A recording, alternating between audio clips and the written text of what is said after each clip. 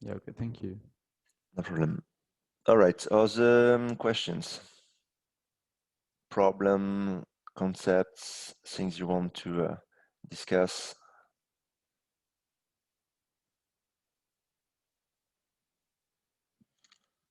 Nothing special. So here is the plan.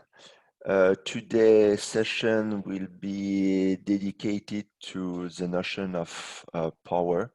Quite simple from now to explain. Then we will do an exercise from past exam. This is for today's session. Next week is climate week, so there is no session. And the week after, you have two sessions, Wednesday and Friday, and both are autonomous session. So in fact, I'm gonna send you to the whole class kind of devoir maison, just a few exercises to practice, and I will send you the full correction of this. Well, no, actually, please go through this devoir maison. Send me an email with the result for these exercises, and then I will send you some correction, but after. So in fact, today is almost our last session for electrokinetic part 1. The two next session will be autonomous session, and you will have more than 2 weeks to work on. I think I'm going to give you 2 exercises to work on at home. And then we will have our very last electrokinetic one session. Gonna be February the 5th. And this last session is a la carte session, which means that before this very last session, you need to send me what you want to work on for this last session. It could be a sum up of, I can go really quickly through the lectures. I can focus more on one concept. I can give you some exercises, anal, so past exams. So whatever you want to work on, this is just your last chance kind of to work and to debate with me about electrokinetic part 1. And then there is the exam. So that's how the plan is. So for this very last a la carte session, well, we will meet in Zoom, but we can make some groups depending on if you want to work on the exercises, if you want to work specifically on CRM. So depending on your feedbacks, I'm gonna make some groups or like create specific exercises to answer your issues and questions and problems. Is it okay with everyone, or do you have questions or ideas or things you want to say specifically before we start? Is it clear for everyone? Okay. All right. So if there is no more questions, I'm assuming that now you start to being expert of electrokinetics part 1. We are going to move to the next exercise number 8 on power. We're going to do this together kind of quickly, so please follow it. So exercise number 8, first part, impedance matching. This is something you're going to see directly during one lab. So you do have a voltage generator that is delivering electric force E. This generator is not perfect. It's a non-ideal generator, which means that there is some internal resistor linked to it in series. So this model here is the model of a so-called non-ideal generator linked with an internal resistor, and this is linked to a load, to another big R resistor. And the idea is to try to see how the power dissipated by this big R resistor is evolving over time as a function of the value of big R. So quite easy to start with a single mesh circuit.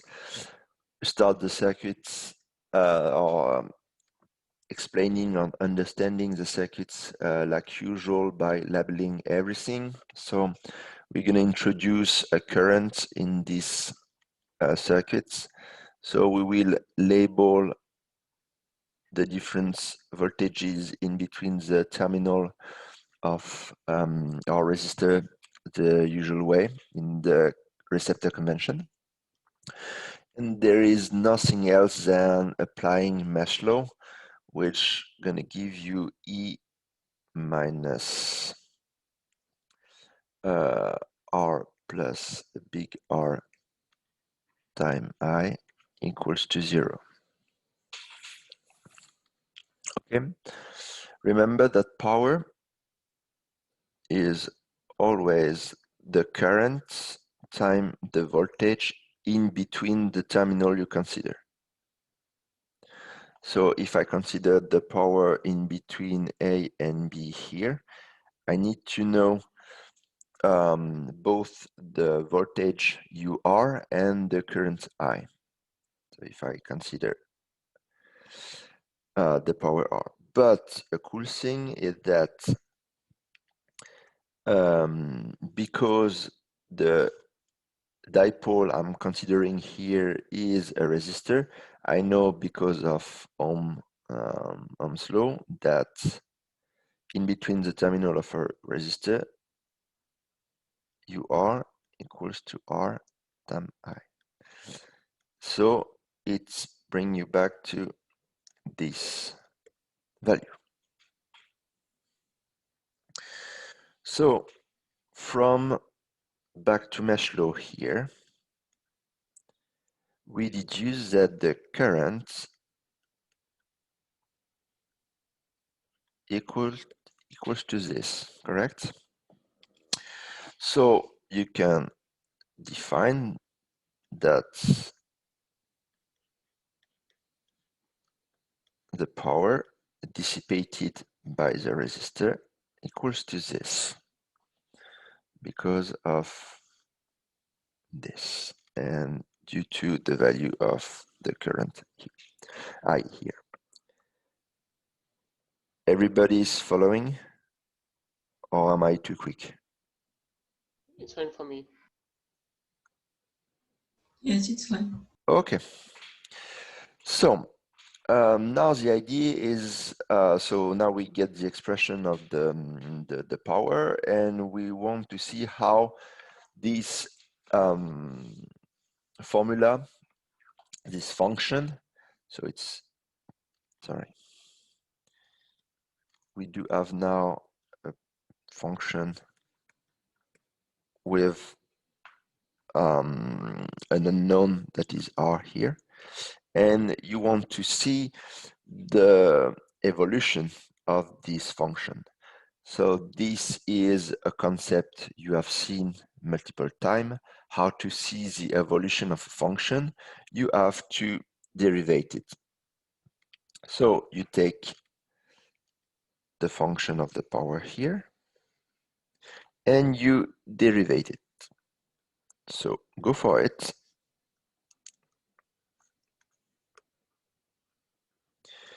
And derivate it considering big R as the unknown.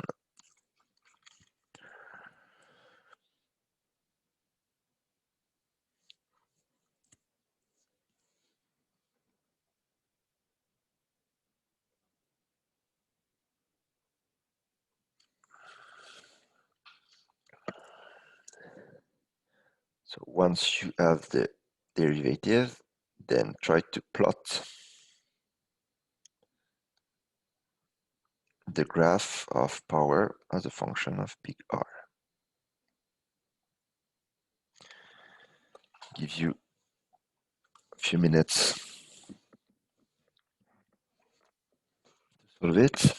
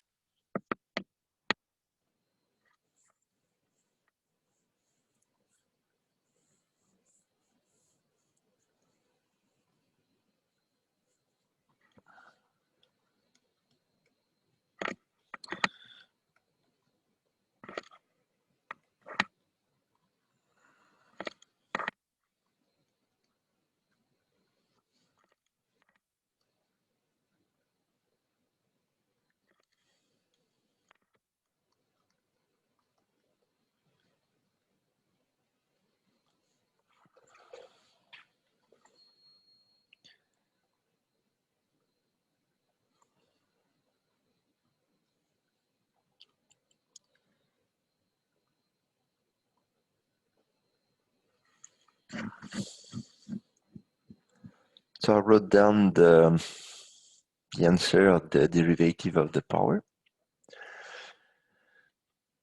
There is no need from now to develop this expression because you want to get the sign of this expression, and also if there is some specific value for R that's gonna nil the derivative, so where this derivative is gonna be equals to 0. So here, don't touch the denominator. On the numerator, you see that you have a square here and something which is minus this expression. E square here, E square there, so maybe this part here at some points might be equals to 1, which is going to be the case if R equals to small r. So you're going to have two small r here, two small r there. Simplify, so you're going to have E square minus E square, 0. So you have here at the value small r an derivative which equals to 0, which means that you have a tangent at the curve equals to 0, which is going to be fully tangent and parallel to the x-axis. So then if you take a value of 0 for big R, then you're going to have something which is going to be positive. So it's going to be increasing. And then, of course, passing this value. So R equals to 0, the power equals to 0.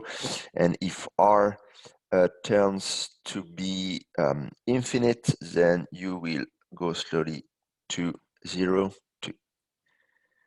Is it okay? Were you able to follow my thinking? Does it start at 0 because Yeah. if there is no resistance, you Yeah, well, u it's is equal to 0? it's theoretically, if you look at the expression of the power over there, of course, well, physically, in real life, saying that R equals to 0 means there is no R in the circuit, so there is no real meaning of these circuits, right? Okay, But thank you. if you just look at the function of the power and just try to solve it in a mathematical way, thinking R equals to 0 is going to make this power equals to 0. So yes, you start at 0. I was looking at the other formula for power with U times I. Okay, but I understand. Yeah, so, Thank you very much. but same thing. Well, same problem here. If you in this this is the formula you were looking at. Power here. Yes, but I think the U of R is equal to 0 if R is equal to 0. So, Be but I careful. understand now. So I understand now. Yeah, the current I is not equals to 0. Right now, we are discussing about the resistor R. As soon as you have a generator here delivering a continuous voltage E, then it means that this generator is going to adapt the current I flowing through the resistor. So this non-ideal generator do have this internal R small resistor here, and we are looking at the power dissipated by this big R resistor. Then back to the power dissipated by this big R resistor. Of course, considering that this big R equals to 0 is kind of a nonsense, because it means that the circuit itself is not really existing because of this resistor R not being here anymore. But if you just focus on the value or the expression of this power, and if you consider R being equals to 0, then of course the power equals to 0, which is the origin of your curve. So I have another question. Yeah. If you just put a wire, a usual wire, it will there will be a short circuit. Exactly. You will And short circuit the, well, not really, because of this internal resistor. But if you, let's say that you have an ideal generator and you just put a wire in between it like this, considering that there is no resistance at all in this wire, which is of course not possible, then you are actually you shortcut, of course, you short circuit, sorry, the generator, yes. okay, but if we have a very low resistance, it will burn quite fast. Exactly. So, Does and that mean that the power is quite high? exactly. Because okay, yeah, small r is also quite low. Okay, I Yeah, understand now. Thank you. no problem. Well, this is really a good remark. That's how you make circuits burn. Maybe it's gonna happen to you during labs.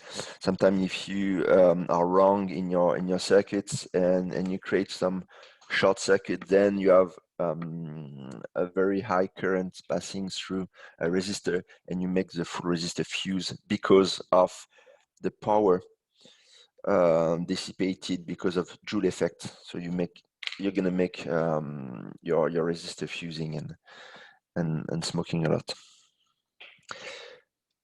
Is it clear for everyone this this notion of power, and how we were able to plot the power as a function of the big R resistor? Yes, I have another question. Sure. If the resistance isn't linear, I mean, if we have a dipole, for example, does the power still has the same formula? Yes. Okay, and Power is okay, always, and then you will see it more generally when we gonna discuss average power in the electrokinetic part 2 with my colleague. But you always start from P equals to U times I. This is always the formula you're gonna use, and when we'll discuss transient states or other dipole states where you are gonna have an evolution of the voltage U and the current I as a function of time, you keep the same formula.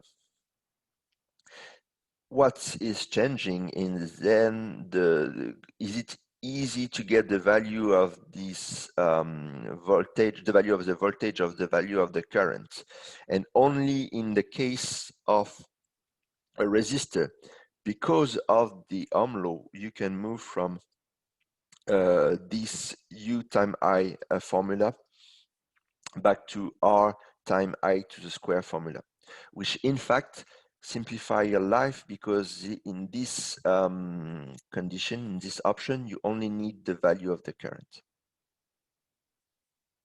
But if you put whatever diode or other dipole here instead of R, then also you can calculate.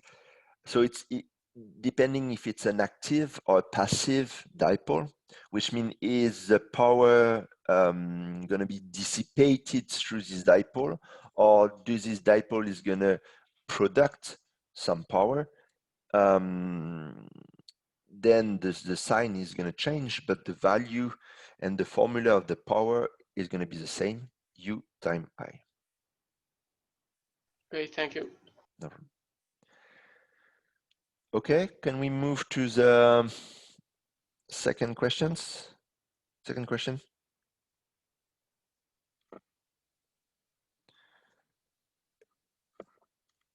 Let's go. So, next question. So the idea is the more difficult part of this exercise is just to try to draw or to translate the explanation of the exercise into a circuit. So it said that you do have a voltage generator. Is it a voltage generator? I think it's a generator outputs a current I. So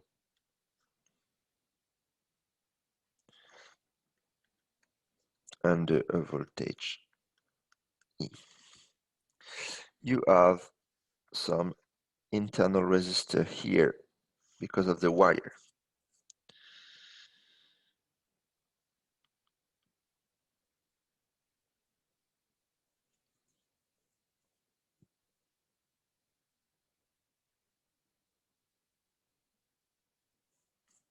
And the question is now, Maybe it's not really well translated in English, but the question is now, what if I consider here the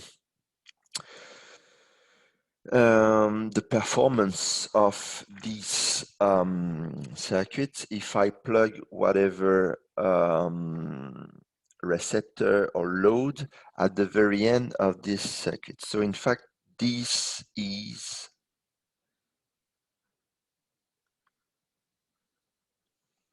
our circuit. And you may assume that you have something linked here.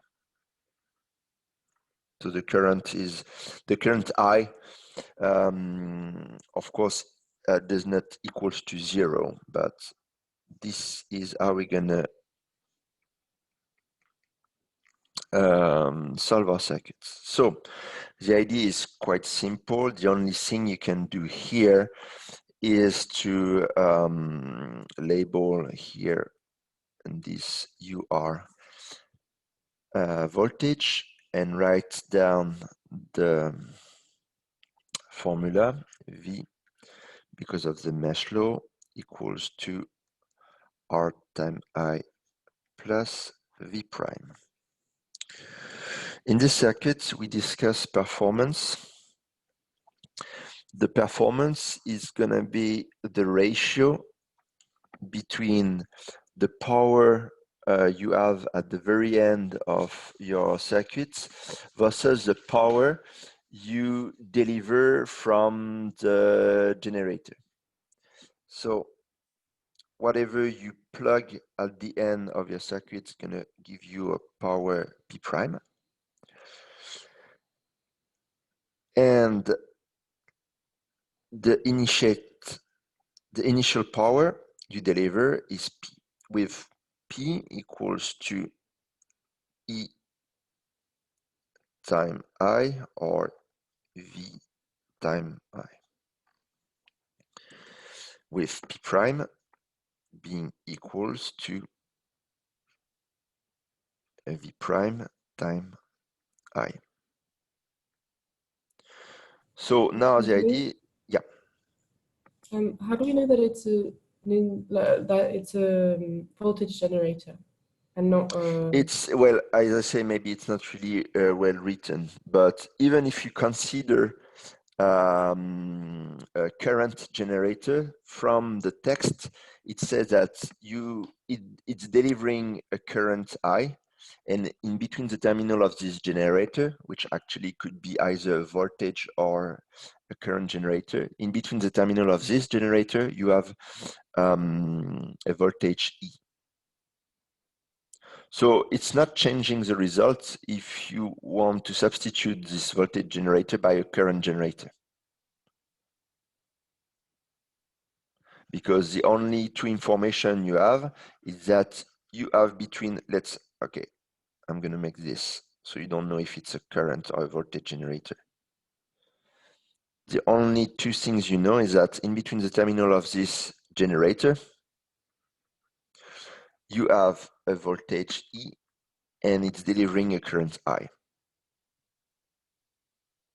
But in fact, you don't care about the exact role and function of this generator.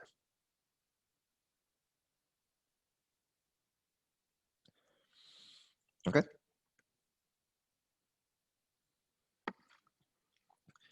So now the idea is try from the only things we can play with, which is again the mesh law here, is try to introduce the notion of performance. Is my circuit has a good performance or not, and what are the different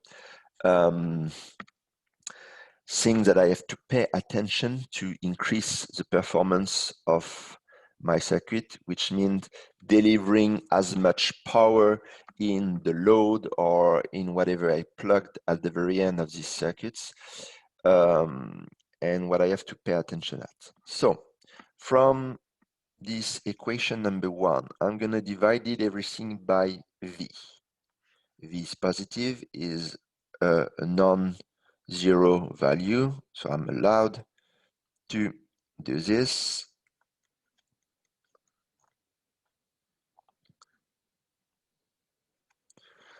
Okay. So back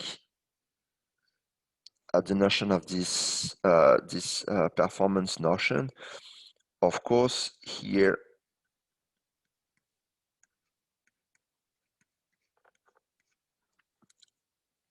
I can also write the performance. I don't remember. Yeah, we call this the performance. I don't know if it's the right term. In French, it's rendement, but I don't know if performance is the right term. But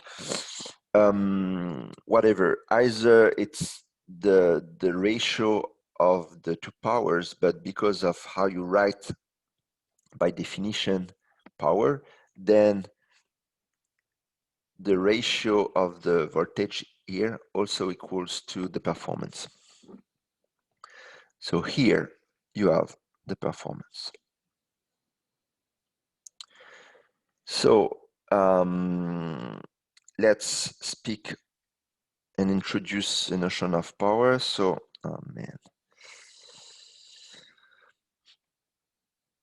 I can write things like this.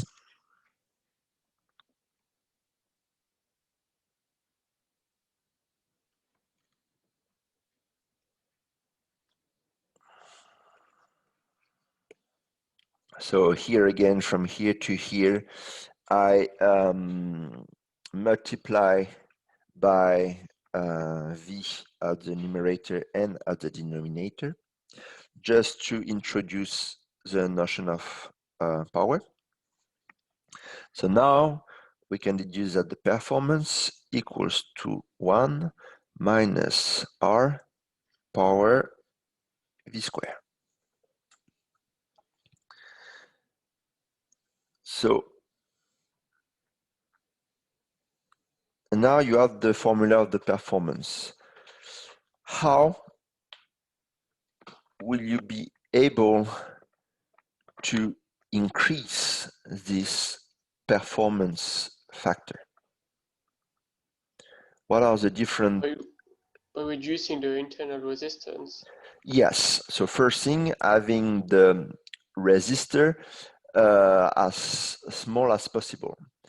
So having the wire use the most conductive as possible. So in fact, here, when we discuss this performance factor, in fact, we are in the mind of people which are delivering electricity to your house. How can, so you start from the whatever nuclear system or high power equipment central, and then you want to bring this power to houses. So you need to extend wires from this equipment to the different houses without losing power. So first thing, of course, using a very small internal resistor wires, so try to make them as conductive as possible. But we are kind of restricted to few metals, and copper is one of the best material for that, but it won't make the internal resistor as equals to 0. So you still have a minimum internal resistor. What are the other possibility?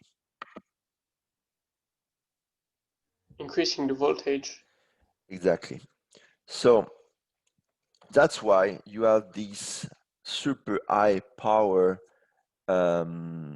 center to create electricity and to deliver it. So, and this is really the problem you handle when you are an energy provider. You need to distribute to your clients this energy without a lot of loss. So you need to start with a super high power. And this is what you see on the landscape when you're moving around, this super high structure to move and deliver currents. And this is, I don't remember exactly the voltage going through this line, but it's definitely tens of thousands of volts to reach the different structure, and being capable of delivering at home only 200 or 200 something volts in your electric plugs. Okay, so this is just kind of a concrete way of understanding the main issue of delivering energy, and how well the different losses you can find in electric circuits, always coming from resistors. Is it okay?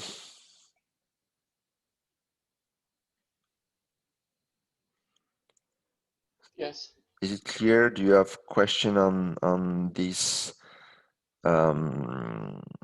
part? Yes, maybe I have a Yeah. question. So these low voltages that we have in our homes, um, how far does it are they used? Is it only for one house, or is it for one street? Well, in fact, you have to kind of repeat this. That's why you need a lot of center, either nuclear center or people delivering electricity not too far to your house. This is the same problem with internet, kind of. You have a certain distance to consider because of the losses you have through the wires, through the circuits. And again, because of this internal resistor or other environmental condition that may affect the motion of the electrons, and so the electricity, same for photons and internet in optical fibers. So you can consider a full city, a full village with one central, depending on how far you are from this center or equipment. But to solve this problem, in fact, you're going to subdivide your distribution through smallest equipment that are dispersed a bit everywhere. So I don't know exactly in the case of electricity, but in the case of internet, I think it's 1.2 kilometers. So you need to be not so you don't need to go through 1.2 kilometers from whatever internet repetitor to get a good signal for internet because of losses. I don't know if it answered your questions. Yes, it answered. Okay. I mean, I really wanted to know if having, I don't know, 230 volts in houses is more efficient than having, I don't know, 115. Like, I mean, but if it's on a really short distance, it shouldn't matter that much. Yeah, no, definitely. Yeah, then after the other different thing is that this is not continuous, right? So I had forgotten about this part. Exactly, the electricity delivered through your house has some frequency. So this also is changing a little bit how the equipment you're going to plug are going to work. So changing a bit the voltage may affect, I don't think it's affecting much. The thing is, not all the equipment require a high voltage. That's why most of the time in our everyday life, we use adapter that's going to change and adapt these high voltage and high currents through very small, most usual one are 12 volts, 5 volts. This is the usual voltages you can find in electric circuits, in tablets, in smartphones, etc. So yeah, this is power high enough to not require adaptation when we plug kind of huge equipments like to clean clothes, washing machines, ovens, things like that, which require high power and high current. But if you use everyday equipment which are not dissipating as such high values, so you need some adapters. Thank you. Yeah, my pleasure. So we're done with this exercise, and now we are, except if there is some questions, if there are some questions, we're going to move to an exercise extracted from a past exam, which is next one, circuit simplification. So you do have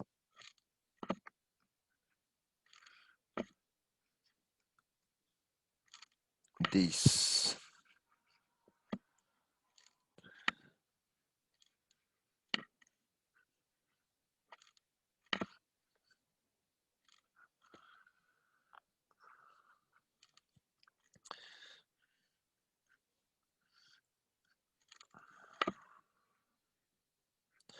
So in this exercise, you can realize that the resistors are not drawn with the regular rectangle, but with this kind of bizarre zigzags. This is another way of plotting a resistor, more like an electronician way of drawing them.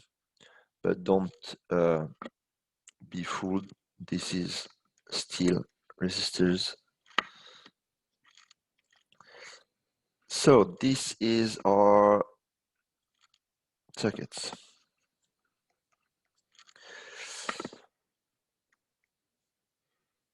We are considering a current I flowing through a resistor RCH. First question, draw the equivalent Norton generator on this. So only considering this part, which in fact, in your mind, you should understand it like I'm gonna apply Norton model considering RCH as a load. So I won't include this RCH resistor inside my Norton model. So first question, you want to draw Norton model. So you're gonna end up with something like this, IN, RN, and then plug back the load RCH. This is first question, answers in 10 seconds.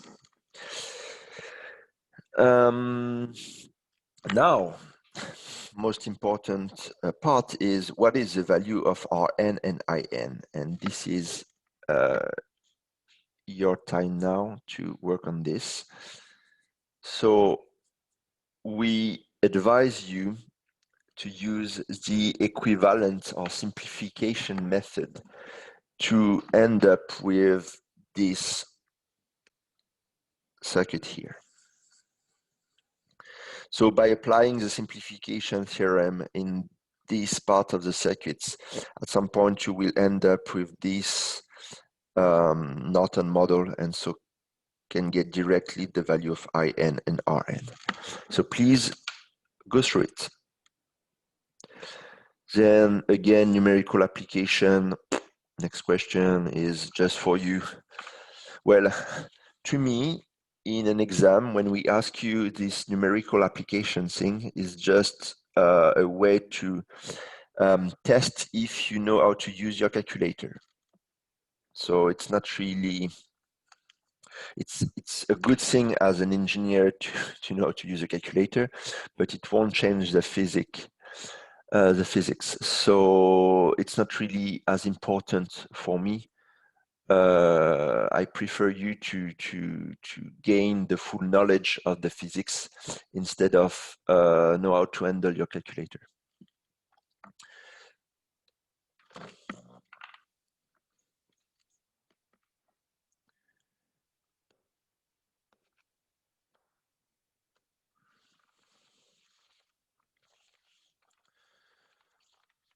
So the day of the exam, this exercise is, I would say, half an hour, 45 minutes top time you have to work on. So no more than half an hour for such kind of exercise.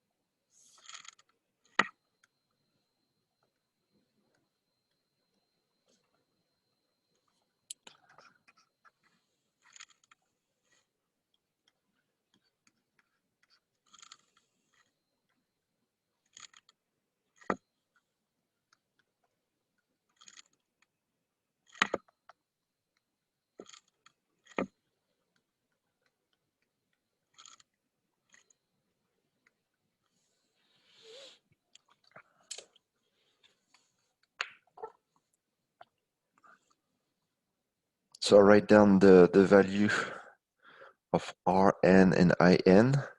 If you have the opposite direction of In, this is just because maybe you didn't consider the same orientation than mine. And then you can keep going through the exercise. Don't go through the numerical application. I don't care about them for now. And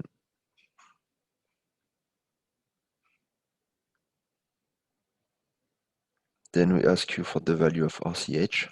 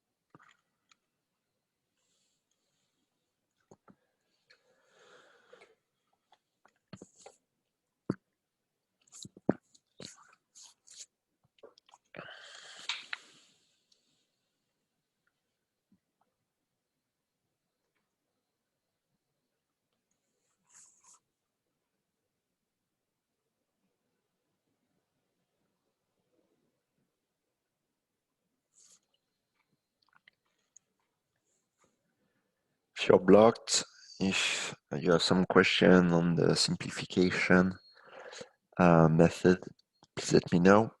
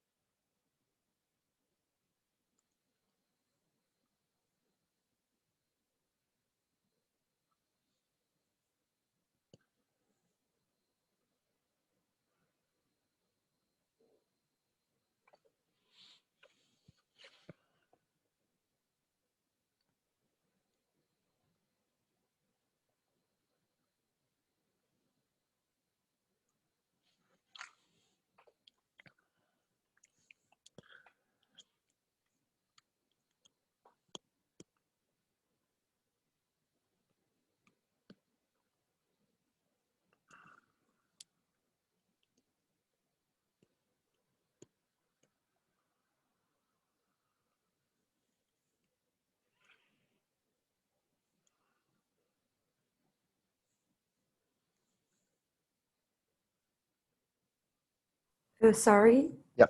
I have a question to find Yeah. R, because like I added the 2R, so I found R over 2. And then I add 3R and 4R because they are in series. They're not. They're not? No, they're not, because to consider if they are in series or not, it means that is the current the same flowing through them, which is not the case because of the node you have here. So if you do little by little, first thing you have, so I0 over R, you have R. First transformation, I consider only this part here. So you have this, this, and this. So this point, this point, this point, this point are the same, this point, this point, this point, this point are the same, which means that all these four components here are in parallel, which is cool because now we can quickly simplify both. So I keep going here. I can simplify both a current generator. So I have, if I put this direction, E0 over R minus I0, and this both two R are like this, correct? And then you have 3R. Then you take this, move back to a Tevna model. So you're gonna have R2, R3, the E thing here is gonna be equals to E0, so in this direction, E0 over 2 minus Ri0 over 2, blah, blah, blah, blah. And then you have 4R here. And you keep going. But at that point, these two R here are in series because they are in the same branch, so the same current is flowing through them, but these two resistors cannot be added in series. Of course, they are not. Neither in parallel, because at that node here, K, because of the node law, the current flowing through 4R is not the same. Does it make sense? Okay, it's clear. Thank you. Okay, perfect. I have a question. In the Yeah. drawing you did, I don't know what to do with E1. I mean, in the last drawing, there's still this E1. So let's keep working. Well, in fact, I'm stuck on this part. okay. So let's keep. So we were like this. In fact, one thing you can do is only change E1 and 4R into Norton model. Yes, but under the 4R resistor on the last drawing, there's also the E1 generator. So and one thing we can do. Let's. So I'm gonna get this to get some room. So I'm in this situation right now. E0 over 2 minus Ri0 over 2.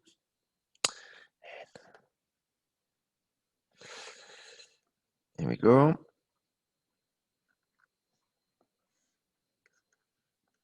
4R. I have 3R like this.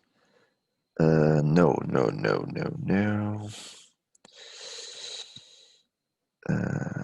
Jesus.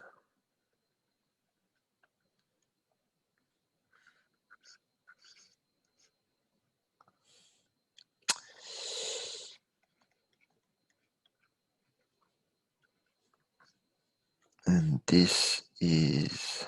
okay, I understand now. Okay, thank you.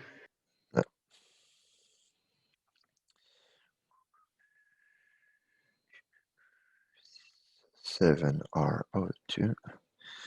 Then you move this one back to a Norton model, and then you will get everything in parallel, and you should, if I don't make any mistakes, be able to find back the result, which is Rn equals to 28R over 15, which is 7R over 2 in parallel with 4R.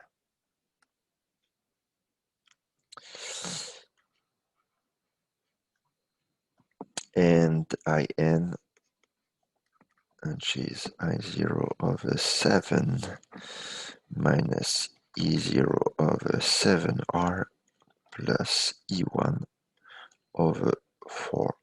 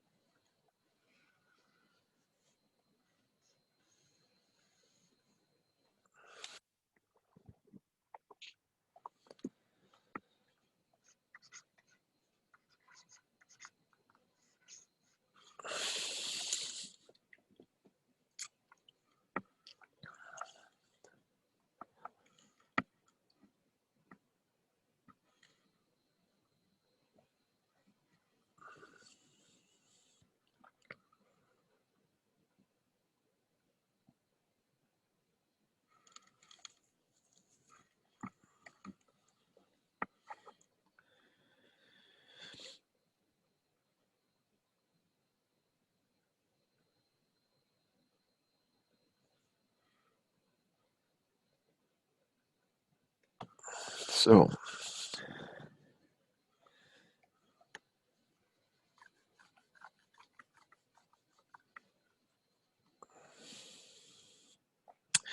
you now end up with your final model.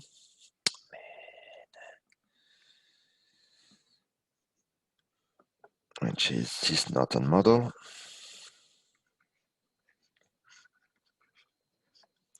This is RCH. This is the current I, and you find IN and RN. And we ask you for the value of RCH, is it? Yeah, we give you the current I and we ask you for RCH. Well, you can quickly move to the result by switching again this model to a Tevna one.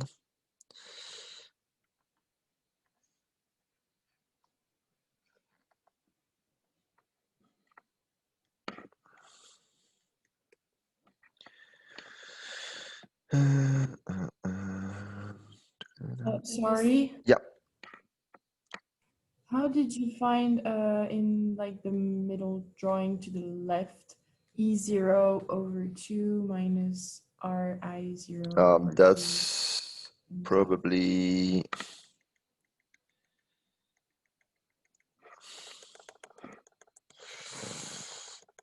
everything I erased. Here we go.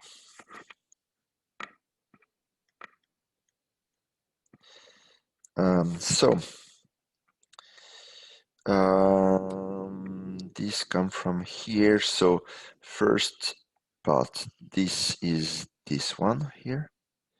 Then you have this guy here and this guy here in parallel, which give you R over 2.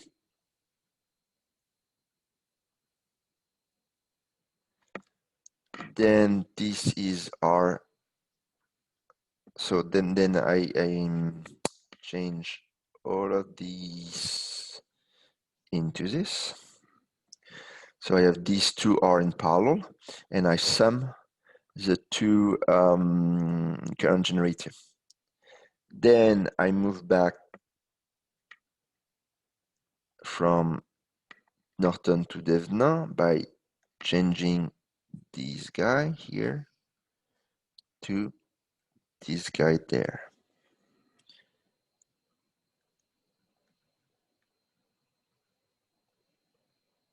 Are you following? Yes, I think it's clear.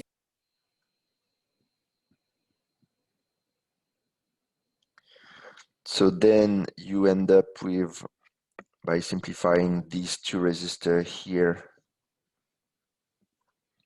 that are in series, which now give you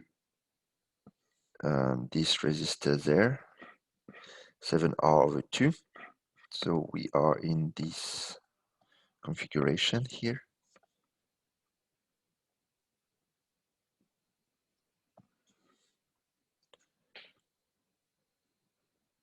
And you're done. Then you have to move again this Tevna model into a Norton model, and you will end up with 4 dipole in parallel. You have to, so you will have 7R over 2 in parallel with 4R, which is going to give you 20R over 15. And you will have this value E0 over 2 minus R E0 over 2 divided by, so it's 2 over 7R, which is going to make, in this is in the down direction. If you want to sum it with something in the opposite direction, and at the end, remember that my model was like this, with IN in the upward direction. So E over 4R in the same direction, so it's here, and I just change the, take the opposite value of this guy, and you have this. And we're good. All right, so I'm just gonna erase quickly this to finish quickly by giving you the final trick to solve the last question. So we were in this configuration, Rn RCH IN, transform this into Tevna model.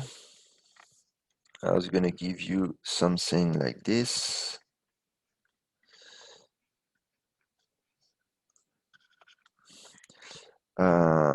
ETH is going to be Rn time IN, and this Rn is RTH. Now, here you have the currents. Thanks to mesh law, you can deduce that ETH equals to Rn time I. Actually, it's Rn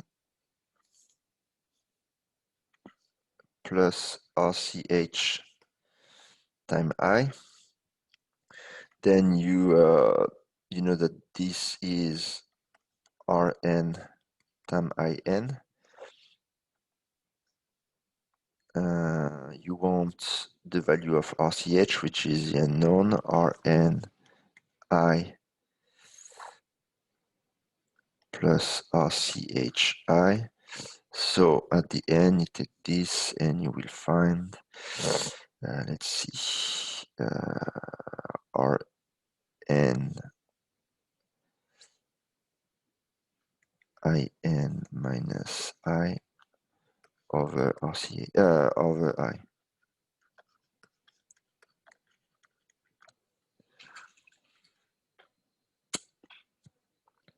And you know all these values, you know Rn, you know IN, I is given. And this is, by the way, homogeneous to a resistor, because this is going to be homogeneous to a current over current. So you will find a resistor. We good. We are done with today's session. Please send me, so from now we are done. I'm going to send you 2 exercises to work at home and send you much later the correction of this exercise. As soon as you are done with these exercises, please send them to me by emails. And feel free from now to make a list of whatever you want to work on for very last a la carte session. If there is no question, I wish you a nice weekend, and we're gonna meet in almost a month, in 3 weeks exactly. 5th of February.